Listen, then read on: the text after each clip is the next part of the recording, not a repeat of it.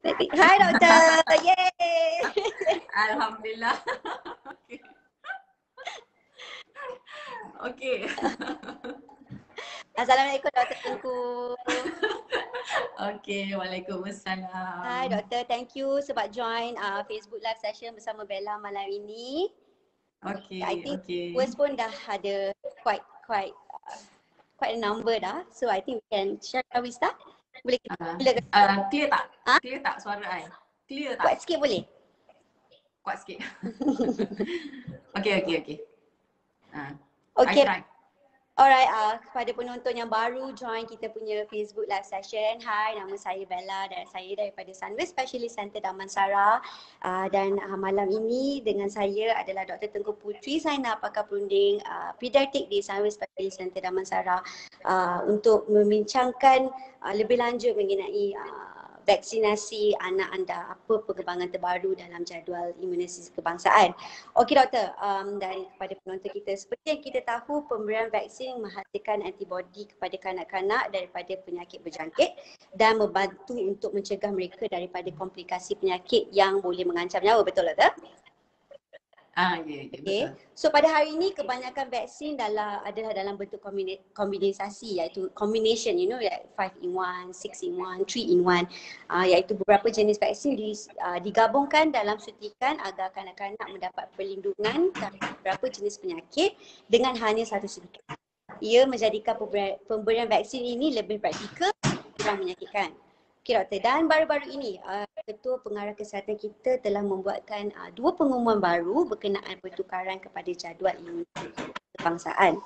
Okey doktor, before kita kupas lebih lanjut lagi mengenai topik ini, boleh tak doktor beri sedikit penjelasan kepada viewers kita, apakah itu jadual imunisasi kebangsaan? Okey, Bella, Assalamualaikum semua. Okey, so jadual imunisasi kebangsaan ni ataupun program imunisasi kebangsaan ni adalah sebenarnya senarai vaksin-vaksin yang diberi di klinik kesihatan seluruh Malaysia secara percuma kepada semua warga negara Malaysia.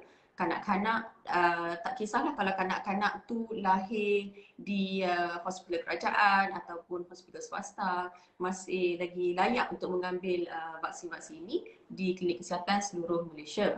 Dan vaksin-vaksin ini juga akan memberi perlindungan terhadap 13 jenis penyakit berjangkit. Dan jadual ini sebenarnya telah wujud di negara kita sejak daripada 1950-an lagi. Lama ya doktor. Jadi ya dah lama. Tapi banyaklah progres kan dalam masa setiap tahun tu ada je perubahan. Jadi bila kita bercakap mengenai perubahan pada jadual imunisasi kebangsaan ni, yang terbaru ni adalah 2 lah. Seperti yang tadi Bella dah cakap, pengumuman yang dibuat oleh Ketua Pengarah Kesihatan kita, Tan Sri Datuk Seri Dr. Nur Hisham pada bulan November, yang pengumuman pertama tu adalah di mana vaksin 5 serangkai itu ditukar kepada vaksin 6 serangkai, itu yang pertama. Dan seminggu selepas tu dia buat announcement atau pengumuman yang kedua di mana ada penambahan vaksin pneumokokal pula di dalam jadual imunisasi kebangsaan. Okey doktor, boleh doktor bagi tahu apa bezanya 5 serangkai atau 5 in 1 dengan 6 serangkai 6 in 1 tu doktor? Okey, so sebelum ni kan kita pakai vaksin 5 serangkai. Yang vaksin 5 serangkai ni ataupun 5 in 1 ni, dia sebenarnya memberi perlindungan terhadap 5 jenis penyakit. 5 jenis tu maksudnya adalah difteria, pertasis ataupun batuk pokol, tetanus, kancing gigi, polio yang menyebabkan lumpuh, HIV, Haemophilus influenza B. Manakala kalau vaksin yang 6 serangkai tu, penyakit yang dia bagi perlindungan tu adalah sama yang 5 penyakit tadi yang doktor cakap tu, tambah dengan satu lagi penyakit iaitu vaksin iaitu penyakit hepatitis B. Untuk jadikan 6 jenis penyakit lah. Jadi yang vaksin 5 serangkai ni pun sebenarnya dah lama kita pakai kat Malaysia ni sejak tahun 2008 lagi, dan kemudian 2010 tu dah seluruh negara lah dah pakai vaksin ni dan Okey, kenapa kita perlu tukar daripada 5 serangkai ke 6 serangkai? Okey, sebenarnya ada sebab lah sebab ni ada pelbagai kebaikan lah bila kita tukar daripada 5 serangkai ke 6 serangkai ya. Sebab apa? Yang pertama, kan dia memberi perlindungan terhadap 6 jenis penyakit kan kalau 6 serangkai tu. Sebelum ni untuk beri perlindungan kepada 6 penyakit ni perlu 7 suntikan. Ya. Sekali. Tapi lepas Hmm. 7 suntikan untuk cover 6 jenis penyakit ni lah. Tapi lepas dah tukar kepada 6 serangkai ni daripada 7 suntikan jadi 5 suntikan. Jadi kuranglah suntikan kepada kanak-kanak tu kan. Yes. So kuranglah sakit dia sebab dia kurang untuk dapat suntikan tu ya. Dan juga walaupun mungkin setengah-setengah follow up tu sekarang dah tak ada bagi vaksin tu lah, tapi appointment tu masih kena datang jugalah untuk cek perkembangan anak tu ya. Selain daripada tu sebenarnya di negara-negara luar dalam lebih kurang 49 buah negara diorang pun sebenarnya dah pakai dah vaksin 6 in 1 ni. Jadi sekarang ni giliran kita lah pula. Finally Malaysia support orang kata. Ya. Yes, finally kita pula kan. So and then selain daripada tu kerajaan juga ada mengambil kira kos lah ya. Mengambil kos di mana bila mereka ada buat pengiraan adalah penjimatan kos sikit bila beli vaksin 6 serangkai dengan 5 serangkai tu. Dari aspek harga vaksin tu dan mungkin boleh jimat dari aspek pembelian pecahgari, syringe dan juga jarum lah. Okay. Itu dia punya kebaikan lah. So since dia punya number of vaksin tu dah meningkat kan, lagi banyak. Adakah vaksin ni still selamat untuk diambil? Ya. Untuk diberi. Okey, vaksin yang 6 serangkai ni mungkin bunyi macam barulah kan. Tapi sebenarnya vaksin ni telah lama dipakai di sektor swasta juga ya. Dan kita dah pakai dah lama dan selama kita pakai itu so far tak ada lagi kesan sampingan yang serius yang boleh menyebabkan isu keselamatan yang menyebabkan kita tak boleh nak pakai vaksin ni. Jadi dari isu keselamatan tu InsyaAllah tak ada menjadi masalah lah. Cuma sekarang ni sebab ini adalah vaksin baru yang diperkenalkan di kerajaan. Jadi buat masa ni, kerajaan pun masih membuat pemantauan lah bagi kanak-kanak yang baru ambil vaksin 6 serangkai ataupun 6 in 1 ni. Mereka perlu membuat pemantauan kalau ada kesan-kesan sampingan. Contohnya seperti macam ada demam ke ataupun ada merah kat kawasan injection ke, bengkak ke, semua tu mereka kena laporkan lah. Seperti apa saya nampak dekat pesakit saya pun, mereka kalau dah ambil vaksin 6 serangkai tu, diorang diberi macam satu borang lah. Satu borang untuk mereka tanda kalau ada apa-apa side effect kesan sampingan, dia kena tanda lah kalau ada. Dan kemudian seterusnya tu, dia boleh bagilah borang tu kepada pegawai di sana. Dan juga kalau lah sekiranya ada kesan sampingan juga, ibu bapa boleh buat laporan online di laman sesawang NPRA lah ataupun National Pharmaceutical Regulatory Agency. So dia dua cara kat situ lah nak buat laporan kesan sampingan tu. Tapi sekiranya macam kesan sampingan tu tak berapa serius, kalau diorang ambil injection dengan doktor, diorang still boleh jumpa doktor dan membuat temu janji untuk jumpa doktor lepas. Ya, tak ada masalah, tak ada masalah. Boleh saja.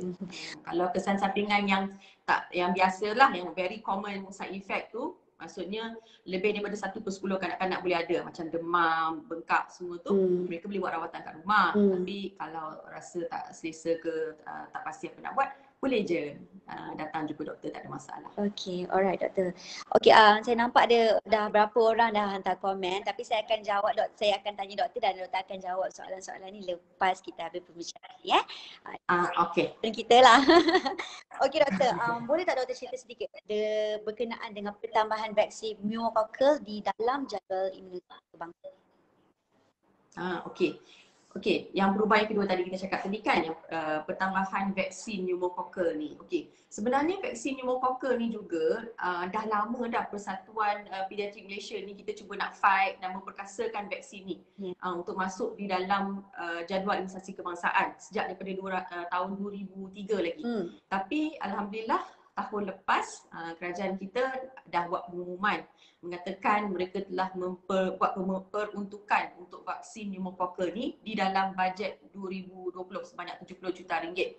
Dan alhamdulillah tahun ni kerajaan pun telah confirm vaksin pneumococcal ni dah masuk di dalam jadual imunisasi kebangsaan kita. Dan pada masa ini vaksin pneumokokal itu diberi pada umur 4 bulan, 6 bulan dan juga pada umur 15 bulan. Dan kanak-kanak dan kanak-kanak yang layak untuk mendapat vaksin ini secara percuma di klinik kesihatan adalah yang kelahiran 1 Januari 2020 ke atas. Maksudnya yang lahir 1 Januari 2020 ke atas, mereka boleh pergi ke klinik kesihatan untuk ambil secara percuma lah. Tapi buat masa ni start daripada ujung tahun lepas bulan Disember, tengah buat secara berkala lah untuk slowly inject kanak-kanak ni. Oh, doktor boleh bagi tahu tak? Boleh tak sedikit penjelasan mengenai vaksin pneumokokal, apa kegunaan vaksin pneumokokal dan kelebihannya? Okay, so vaksin pneumokokal ni adalah satu vaksin yang memberi perlindungan terhadap jangkitan bakteria yang dinamakan Streptococcus pneumonia, iaitu satu jangkitan bakteria yang agak serius lah, di mana sebenarnya bakteria Streptococcus pneumonia ni dia boleh menyebabkan penyakit-penyakit yang serius ataupun invasif. Contohnya seperti jangkitan di selaput otak dan saraf tunjang dan juga jangkitan di bahagian darah. Selain daripada itu, ia juga boleh menyebabkan jangkitan yang tidak invasif, contohnya seperti jangkitan telinga ataupun jangkitan sinus dan juga jangkitan paru-paru. Tapi jangkitan paru-paru itu pun boleh jadi serius sampai masuk ICU dan menjadi jangkitan darah juga. Apa yang kita khawatir mengenai jangkitan ni sebab apa? Kadang-kadang kita ni mungkin adalah pembawa kepada bakteria Streptococcus pneumonia ni, tapi kita tak ada simptom. Dan kita boleh jangkitkan penyakit ni kepada kanak-kanak yang mungkin yang kecil, yang baby ataupun mereka yang ada penyakit kronik macam asma ke, jantung ke ataupun buah pinggang kan. Okay, so itu dah satu isu lah, kita boleh jangkit. Lagi satu adalah kadang-kadang sebab bakteria ni dia ada banyak jenis ataupun serotype. Di luar sana sebenarnya ada lebih kurang dalam 80 jenis lah ataupun serotype Streptococcus pneumonia ni, tapi yang boleh menyebabkan yang jangkitan serius tu lebih kurang dalam 20 jenis lah. Okay? Dan rawatan untuk jangkitan Streptococcus pneumonia ni sebenarnya walaupun dengan antibiotik, tapi ada jenis yang resistant. Resistant maksudnya dia macam loot lah, dia tak boleh pakai antibiotik. So, kena pakai antibiotik yang lebih kuat untuk lawan penyakit ni. Dan penyakit ni juga, Streptococcus pneumonia ni adalah penyebab utama kematian kanak-kanak di bawah 5 tahun yang meninggal disebabkan jangkitan kuman paru-paru ataupun pneumonia. Jadi disebabkan susah nak bagi rawatan dan boleh menyebabkan komplikasi yang serius, itulah sebabnya kita perlu buat pencegahan melalui vaksin. Sebab mencegah lebih baik daripada merawat kan. So inilah pentingnya ibu bapa kena beri vaksin pneumokokal ni kepada anak untuk memberi imunisasi yang selengkapnya. Lepas tu kalau nanti tadika ke, orang pergi nursery ke doktor kan? Yes, betul. Bagi ini sangat penting lah. Lebih-lebih lagi bagi kanak-kanak yang berisiko tinggi. Kalau ikutkan WHO punya recommendation untuk kanak-kanak yang kurang daripada 5 tahun, lebih-lebih lagi kalau kanak-kanak itu mempunyai masalah kronik macam saya cakap tadi lah, asma ke, jantung ke, paru-paru. Juga pada kanak-kanak yang hantar ke nursery, daycare, kanak-kanak pramatang, ni golongan kanak-kanak yang baik untuk ambil vaksin pneumokokal ni. Okay. Untuk memberi perlindungan kepada diri sendiri, nak menjangkitkan kepada betul doktor? Betul. Itu prinsip vaksin lah. Kita bukannya bagi prevention kepada diri kita juga. Tapi untuk kepada orang sekeliling kita. Yes. Kawan-kawan yang lain orang kata kan. Adakah vaksin ini juga ditawarkan di sektor swasta? Okay. Yes. Vaksin ni sebenarnya sebelum ni pun dah lama ditawarkan di sektor swasta. Sebenarnya dan selama ni bila kita bagi pun tak ada kesan sampingan yang serius ke apalah. Dan sebenarnya elok Bella highlight ni sebab apa, kerana saya ada juga pesakit yang sebelum ni dia tak nak ambil pneumokokal sebab dia rasa macam vaksin tu tak wajib. Tapi sekarang mungkin sebab sekarang dah jadi wajib, jadi lebih baik kalau datang untuk ambil vaksin ni. Saya highlight sebab apa? Kan kanak-kanak yang layak untuk ambil ke klinik kesihatan adalah yang lahir daripada 1 Januari 2020 kan? Tapi mungkin ada segelintir yang nak bawa anak untuk buat vaksin pneumokokal ni tapi dia dah lahir sebelum daripada 1 Januari 2020 kan? Jadi masih lagi boleh datang untuk ambil vaksin ni di klinik swasta. Ya? Dan di klinik, sorry? Dia tak terlambat lagi lah. Tak terlambat. Masih tidak terlambat. Maksudnya kalau tak layak tu dekat klinik kesihatan kan, maksudnya umur anak 1 tahun ke atas tu masih lagi boleh datang ke klinik kesihatan. Dan dari aspek berapa dos yang diperlukan tu bergantung kepada umur anak lah.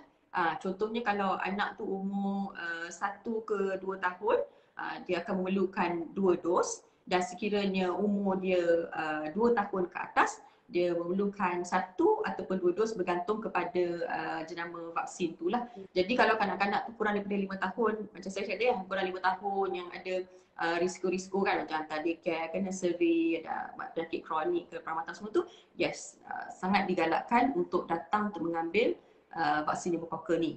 Di swasta juga kami menawarkan dua jenis lah. Kalau di kerajaan adalah 1 jenis. Di swasta kita ada menawarkan 2 jenis. Yang jenis yang pertama tu adalah yang sama di sektor kerajaan dan kita ada tawarkan lagi 1 jenis jugalah vaksin pneumokokal. Apa beza lagi satu vaksin yang hanya ada di sektor swasta, Doktor? Okay. So vaksin pneumokokal di kalangan kanak-kanak ni kalau kita bercakap mengenai jenis lah di sektor kerajaan kita bagi vaksin PCV 10, PCV 10. Manakala di swasta ada pilihan lah sama ada PCV 10 ataupun PCV 13. So apa maksud 10, 13 tu? Itu maksudnya berapa jenis bakteria yang dia bagi perlindungan. Maksudnya kalau PCV 10 tu dia memberi perlindungan kepada 10 jenis bakteria, manakala yang PCV 13 tu memberi perlindungan kepada 13 jenis bakteria. Macam saya cakap tadi, Streptococcus pneumonia ni kan dia ada banyak jenis kan, bakteria atau serotype. So inilah dia, serotype dia cover 10 ataupun 13. Tapi pembekal PCV 10 ni dia kata walaupun dia cover 10 jenis bakteria, tapi dia ada cross reactivity ataupun reactivity silam yang boleh memberi perlindungan kepada satu lagi jenis bakteria lah, 19A. Tapi kalau berdasarkan kajian di Malaysia, mereka tengok kalau dari aspek perlindungan daripada setiap vaksin tu PCV 13 dengan 10, kalau PCV 13 tu memberi perlindungan sehingga 88% bagi bakteria Streptococcus pneumonia di Malaysia. Sedangkan yang PCV 10 tu dia memberi perlindungan 64% di Malaysia.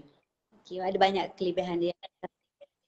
Itu lebih kurang lah perbezaan dua jenis tu. Jadi kalau pesakit datang ke klinik swasta, kita kita akan ceritalah, kita bagi patient untuk pilih lah. Kalau kita ada setengah tempat dia ambil ada satu jenama je atau satu jenis je, ada tempat yang ada 2. Kalau dia ada 2 biasanya akan bincang dengan ibu bapa dan mereka buat pilihan jenis mana yang mereka nak. So kalau diorang nak tahu lebih lanjut apa perbezaan macam mana, nanti boleh jumpa doktor dekat. Boleh. Nanti doktor cerita lagi detail. Okey doktor, akhir kata apa lagi yang doktor nak tambah berkenaan vaksin di kalangan kanak-kanak? Mungkin doktor boleh touch base vaksin yang lain-lain juga. Okey, kat sini doktor just nak ambil kesempatan lah sebab sekarang ni kan kita di era COVID kan. Yes. Jadi apa yang saya harapkan adalah untuk ibu bapa mengikut temujanji yang diberikan oleh doktor untuk datang ambil semua vaksin-vaksin yang telah ditetapkan. Cuba jangan delay lah, walaupun saya tahu ada yang takut bawa anak risau ni kan. Dia takut kan. Tapi sebenarnya pada waktu inilah sangat penting untuk follow betul-betul temujanji tu sebab kita tak nak anak kita sakit daripada terkena penyakit yang berjangkit ni yang boleh menjadi satu komplikasi yang serius dan boleh menyebabkan kematian lebih lagi kalau baby yang kurang setahun ke macam tu Dan sekiranya kalau tercicir vaksin, bolehlah kalau bincang dengan doktor ataupun boleh telefon klinik bincang apa step yang seterusnya, temujanji seterusnya tu macam mana Dan saya juga ingin bagi tahu selain daripada vaksin yang kita dah sebut tadi tu, terdapat juga vaksin-vaksin yang lain yang terdapat di sektor swasta. Contohnya seperti vaksin rotavirus yang boleh menyebabkan cerit-berit yang teruk di kalangan bayi, vaksin influenza yang mengelakkan daripada penyakit influenza, cacar air ataupun chickenpox, vaksin meningococcal yang boleh menyebabkan jangkitan di selaput otak dan saraf tunjang, dan juga vaksin hepatitis A yang boleh menyebabkan keradangan di bahagian hati. Kenapa saya juga nak highlight disebabkan kadang-kadang ibu bapa ni dia tak tahu, ataupun sebab sekarang ni kan pneumococcal tu dah boleh ambil dekat sektor kerajaan. Yes. Jadi kadang doktor macam kita kat sektor swasta ni kita tak sempat nak jumpa pesakit ni. Dulu kita sempatlah jumpa pada umur 2 bulan ke 4 bulan bagi pasien yang ambil separuh-separuh ni, yang ambil wajib kat KK, yang ambil optional dekat swasta. Tapi mungkin sekarang kita dah tak jumpa dia orang dah kan. Jadi mungkin ibu bapa dia tak aware ada lagi vaksin-vaksin yang optional ataupun yang kita recommend untuk ambil yang juga penting, tapi tak ditawarkan di klinik kerajaan. Contohnya seperti macam vaksin rotavirus tu kan. Rotavirus tu dia kena ambil awal, seawal 6 minggu, dan dos yang pertama tu seelok-eloknya berdasarkan ACIP guideline kena ambil sebelum umur 14 minggu. Maksudnya time frame ada 2 bulan je nak ambil vaksin tu. Jadi kalau you dah lewat, dah tak boleh ambil dah vaksin tu. Jadi so kadang-kadang tak boleh nak ambil. Kita tak ada kesan lah kalau ambil pun. Mungkin akan menyebabkan kesan sampingan buruk dan sebagainya. Jadi kadang-kadang parents dia tak tahu. Bukannya dia tak nak, dia tak tahu. Jadi bila dia datang dah lewat dah kan. Sayanglah ya. Dan macam influenza tu pun boleh ambil seawal umur 6 bulan. Okay. Lebih-lebih kalau kanak-kanak samalah yang macam tadi, hantar ke nursery dan sebagainya. Better ambil. Ya, itulah yang saya nak share. Itulah, harap bila diorang tengok join Facebook live session ni, at least diorang tahu sekarang. Betul tak? Ya, mudah-mudahan. Okey doktor, itu saja soalan daripada Bella. Bella akan bacakan soalan-soalan daripada penonton kita. Tapi sebelum saya buka sesi soal jawab kepada penonton kita, di sini Bella ingin umumkan bahawa Sunway Specialist Center Damansara sedang menawarkan flash sale package vaksin dengan harga yang menarik pada masa yang terhad. Starting bermula daripada 9 malam ni sampai 9 pagi esok sahaja. Dan yang lebih menarik untuk makluman penonton kita, flash sale ni, package vaksin kita ni termasuk dengan consultation fee dengan doktor pakar kanak-kanak. Okey, Bella akan just read out apa yang ditawarkan dalam flash sale vaksin kita. Okey, sekarang harga promosi vaksin yang ditawarkan bermula malam ini adalah vaksin DTaP dan influenza pada harga RM230. Influenza pada harga RM130, varicella pada harga RM230, meningococcal pada harga RM240, hepatitis A RM180 dan hepatitis B pada harga RM99 sahaja. Cepat-cepat layari di kami di sunwayspecialist.com.my atau check timeline page Facebook ni untuk pembelian. Okey, untuk makluman lebih lanjut kalau anda juga boleh message personally kepada Facebook Sunway Specialist Center Damansara. Okey, itu je announcement daripada Bella. Sekejap doktor, kita ada di Facebook live session, sempena Facebook live session mengenai vaksin. That's why Sunway Specialist Center Damansara flash sale harga package vaksin ni. Okay, so sekarang Bella akan go through. Kita ada few questions dah doktor, but saya akan go through yang mana yang kita tak touch lagi. Boleh. Okay, doktor. Okay. Doktor, kanak-kanak umur berapa layak dapat vaksin pneumococcal yang baru tu? Umur ya? Maksudnya okey tak apa. Okey, jadi vaksin pneumococcal kalau bercakap mengenai untuk ambil di klinik kesihatan tu macam saya cakap tadilah, kalau dia lahir daripada 1 Januari 2020 ke atas. Okey, sampai sekarang okey. So kumpulan kanak-kanak ini layak untuk ambil di klinik kesihatan. Tapi di sektor swasta, kita memberi vaksin pneumococcal ni seawal 6 minggu sebenarnya. 6 minggu ke 2 bulan lah dah boleh start ambil vaksin pneumokokal ni. Itu yang paling awal yang diberi. Macam di klinik kesihatan, dia bagi umur 4 bulan lah startnya. Disebabkan dia tak nak, dia nak cuba selangkan vaksin tu. Dia nak dapat macam bulan 2 dah ada vaksin yang 6 serangkai tu. 3 dah ada 6 serangkai kan. So 4 pneumokokal. Diselit kat situ lah kan. Tapi kalau di sektor swasta kita akan bagi lebih awal lah. 6 minggu ke 2 bulan tu dah boleh dapatkan vaksin pneumokokal dan seterusnya sampai ke kanak-kanak ke besar boleh juga, tak ada masalah. Tapi based on recommendation kanak-kanak kurang daripada 5 tahun lah sebaik-baiknya. Dan kalau kanak-kanak yang lebih besar daripada 5 tahun sekiranya mereka ada masalah-masalah kronik yang lain, masih boleh ambil. Dewasa pun boleh ambil kalau nak ambil. Oh, okay, good to know. Okay. Alright doktor, next question daripada Emma. Bolehkah anak saya sambung ambil vaksin pneumokokal di klinik swasta dengan jenama yang lain? Sebelum ini saya bawa anak saya ke klinik kerajaan. Okay. Mungkin ada pesakit yang nak buat macam tu. Maksudnya daripada klinik kerajaan ke klinik swasta. Tak ada masalah. Bukan tak ada isu lah nak bawa ke kerajaan ke swasta. Cuma isu ni di sini adalah jenis vaksin yang digunakan, ataupun jenama tu. Macam di klinik kerajaan mereka menggunakan yang PCV 10 tu kan. Yes. Jadi kalau seelok-eloknya sebenarnya adalah untuk menggunakan jenama ataupun jenis vaksin yang sama. Kalau dah start bagi dos pertama ke sampai dos kedua tu dah bagi jenama tu, seelok-eloknya guna jenama ataupun jenis vaksin yang samalah. Sebab apa? Kajian keberkesanan vaksin cuma dilakukan bagi vaksin yang jenis yang sama. Tapi kalau kita tukar-tukar jenis kan, nak menghabiskan schedule tu ataupun jadual tu, kita kurang pasti apa keberkesanannya. Walaupun mungkin ada doktor yang buatlah benda tu kan, tapi doktor cuma share kalau dari aspek kajian lah.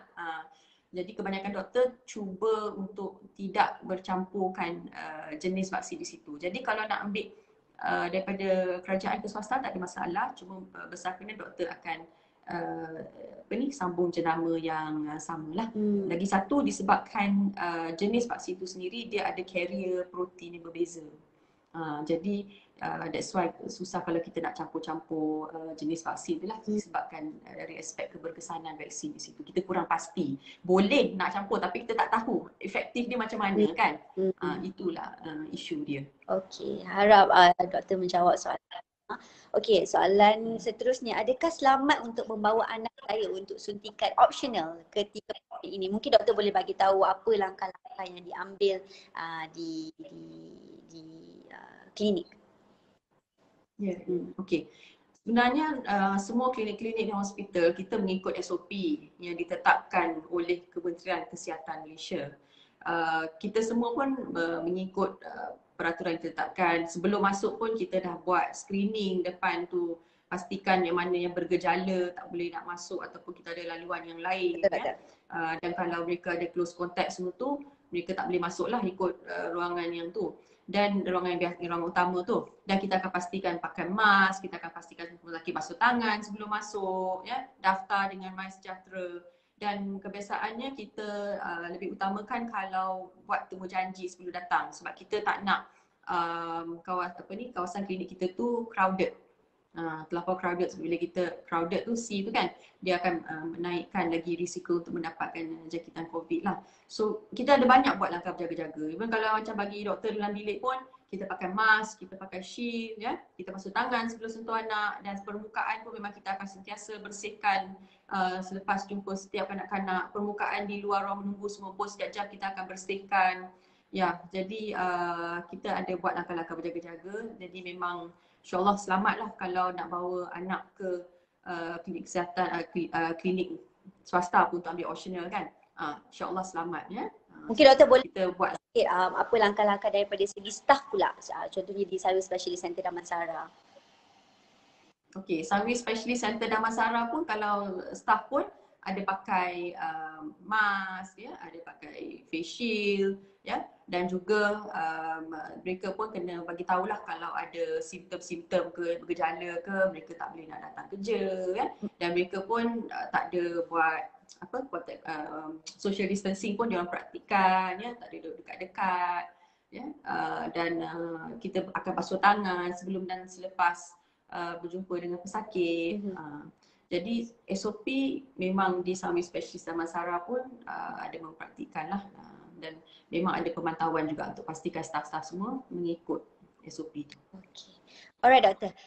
Soalan seterusnya, adakah normal anak saya demam lepas suntikan vaksin? Okey. Setiap kali ambil imunisasi ada risiko, ya, untuk mendapat demam. Dia adalah salah satu daripada very common side effect. Iaitu di mana 1 dalam 10 kanak-kanak boleh mendapat side effect inilah. Selain daripada demam, mereka boleh ada bengkak, boleh ada merah di bahagian suntikan, atau setengah kanak-kanak dia irritable, cepat merengek. So ini adalah salah satu very common side effect lah, ya. Dan anda tidak perlu khawatir. Ia sebenarnya menunjukkan bahawa anak tu ada tindak balas lah kepada vaksin tu, kan. Ada tindak balas yang baik lah, nak membentuk antibody tu, kan. It's a good effect.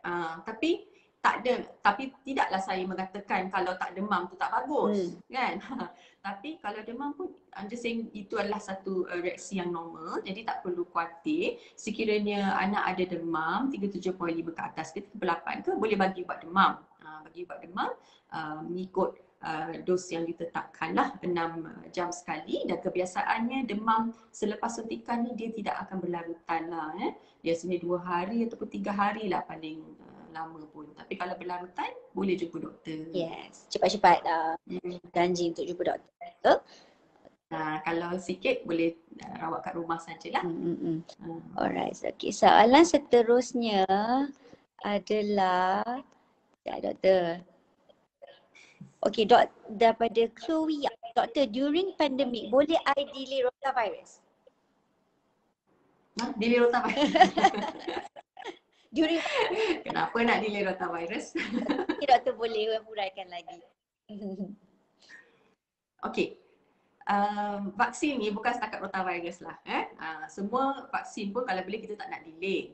Tapi why rotavirus tu disebut adalah disebabkan yang saya dah sebut tadilah.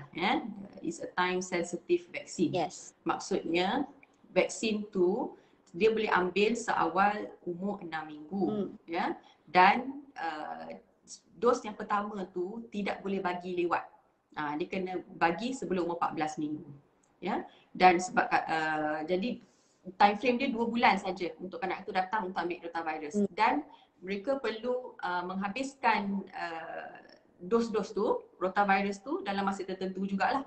Dia ada 2 jenis rotavirus, vaksin rotavirus. Satu perlukan 2 dos. Yang 2 dos tu kena complete sebelum umur 6 bulan. Dan yang perlukan 3 dos tu kena complete atau lengkap sebelum umur 8 bulan. Dan setiap dos tu selang sebulan. Jadi itulah, kalau tanya doktor tidak boleh dilengahkan lah, sebab ada time frame kat situ.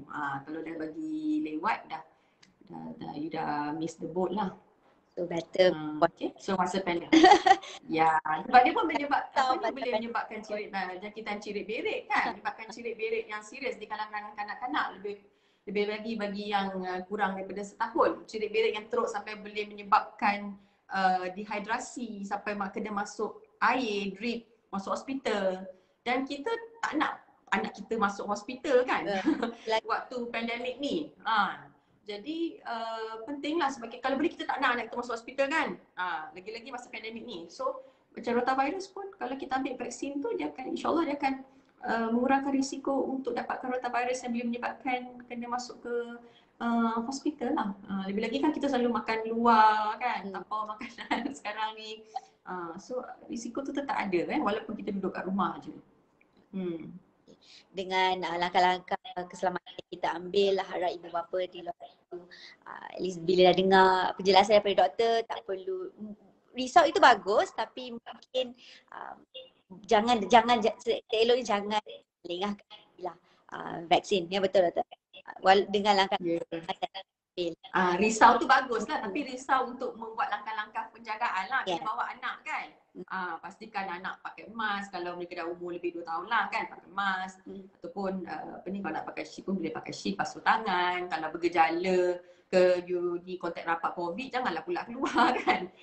Tapi you sendiri, kita amalkan langkah berjaga, tapi you sendiri pun yes, amalkan langkah berjaga-jaga untuk mengurangkan risiko tu kan. Dan penjarakan sosial lah, bila dekat ruang menunggu tu pun kita dah ada marking-marking kan. So you just follow marking tu lah untuk pastikan ada penjarakan sosial di situ. Okey doktor, soalan seterusnya. Hai doktor, mengapa di swasta diberi 4 dos sedangkan di KK diberi 3 dos? Okey. Okey, bagi vaksin pneumokokal, okey, bagi kanak-kanak yang umur kurang daripada 6 bulan, mereka sebenarnya memerlukan 4 dos ya, ataupun 3+1 lah kita panggil. Tapi kalau kita dan kerajaan sekarang dia bagi 3 dos, 2+1 kan, walaupun diorang kurang daripada 6 bulan. Sebenarnya kalau kita tengok daripada apa ni, statement daripada pembekal vaksin pneumokokal ni, mereka kata boleh ikut sama ada kita nak bagi yang 4 dos ataupun alternatif boleh bagi yang 3 dos. Dia ada mention lah dekat oleh pembekal tu. Tapi kalau kita tengok daripada aspek dia punya keberkesanan vaksin tu, kalau kita bagi 3 dos ataupun 4 dos, sebenarnya kalau dah complete semua yang 3 dos atau 4 dos tu, keberkesanannya sebenarnya adalah sama. Ya, adalah sama. Cuma bezanya kalau ambil dos yang 3 dos tu, yang 2+1 tu, ada kajian menunjukkan tahap imuniti dia bila kanak-kanak tu antara umur 8 bulan ke 12 bulan tu rendah sikit lah banding dengan kalau kanak-kanak yang ambil 3+1 ataupun 4 dos tu. Dan lagi satu, doktor ada baca satu kajian pun, dia kata mungkin ada setengah serotype tu dia punya imuniti pun rendah sikit lah bila kanak-kanak tu kurang pada setahun. Tapi lepas dah habis semua dengan dia punya booster dos penggalak tu, dia punya imuniti sebenarnya okey. Di tahap yang memuaskan lah. Dan sebenarnya di negara-negara luar pun, contohnya macam Australia, negara-negara Eropah, macam Germany, Italy pun, diorang bagi 3 dos juga sebenarnya. Jadi saya tidaklah katakan salah lah kerajaan begitu, sebenarnya masih okey ya. Tapi cuma kalau ikut mana yang lebih baik, sebenarnya adalah yang 4 dos lah, disebabkan sebelum ni rakyat Malaysia ni kalau berdasarkan statistik sebelum ni cuma 15% sahaja kanak-kanak yang dah dapat vaksin pneumokokal ni. Jadi tahap immuniti secara kelompok komuniti di Malaysia ni tak tinggi. Jadi penting untuk kita ambil vaksin yang dos yang lebih ni, 3+1 atau 4 dos ni, untuk mendapatkan imuniti yang lebih bagus untuk kita capaikan herd immunity tu. Okay. Jadi kalau kerajaan dia pun ada ambil kira kos jugalah kan, respect kos juga, tapi sebab ada juga kajian yang support ambil 3 dos pun okey, dan itulah kerajaan telah buat keputusan untuk mengambil option tu lah. Dalam satu tu. Okay, alright. Aku jelas. Soalan lain tu similar, lebih kurang, so Bella akan just skip. Okay. Ada seorang tu jawab, betul tu kalau masuk hospital lagi susah. Kan? Yalah, masuk hospital susah nanti. Betul. Okay. Ada orang nak masuk hospital sekarang. Okay, last question lah. Okay, what will happen if we delay our vaccination? Will it harm my baby? It's the same question. Okay. Okay. Will it harm my baby by Miss Rando? Bukan nak kata harm lah cuma bila kita melengahkan pengambilan vaksin tu, jadi dalam masa yang kita lengah tu kan, ada macam apa kata, sebab kita masih lengah tu tidak ada perlindungan terhadap penyakit berjangkit tu. Contohnya ya, sepatutnya ambil 6 serangkai tu 2 bulan, tapi dia pergi ambil 6 bulan contohnya kan. Jadi yang 6 bulan pertama tu anak tu macam expose lah kepada penyakit tu kan, sebab dia tak ada perlindungan apa-apa. Jadi risiko tu di situlah kalau tidak mengikut jadual. Lagi satu, macam setengah-setengah vaksin tu dia kena ambil banyak dos kan. Macam contohnya macam 6 serangkai tu dia kena ambil pada 2 bulan, 3 bulan, 5 bulan kan. Jadi kita kena ikut timing tu sebab itu adalah dose primer untuk membina antibody tu kan. Jadi bila kita delay tu macam pembentukan antibody tu dia tak lancar lah. Jadi kita tak boleh nak bentuk antibody tu dengan baik selepas dos penggalak tu diberikan. Jadi ya risiko tu definitely akan lebih lah kalau kita melengahkan pengambilan vaksin bagi anak kita. Lebih lagi kalau baby baby pramatang jangan lengah Okey. Alright doktor, saya rasa kita dah sampai masa untuk Facebook live session ni. Okay. Saya harap dengan saya dan doktor berharap Facebook live session ni dapat memanfaatkan penonton-penonton kita pada malam ni. Terima kasih kepada semua yang stay tune sampai sekarang, sampai pukul 9 lebih ni. Okey. Saya concludekan jangan lengahkan vaksin ya doktor. Jangan lengahkan vaksin. Jangan risau masa pandemik ni, langkah-langkah keselamatan tu ada dipraktiskan oleh spesialis Center Damansara. Okey, dengan ini saya ingin mengucapkan terima kasih lagi sekali kerana menonton dan stay tune untuk Facebook live session Sahabat Spesialis Center Damansara pada minggu depan. Stay tune dekat Facebook page kami. Okay, thank you doktor. Thank you so much for joining saya malam. Okay, welcome. Bye, good night. Malam. Bye, good night. Assalamualaikum.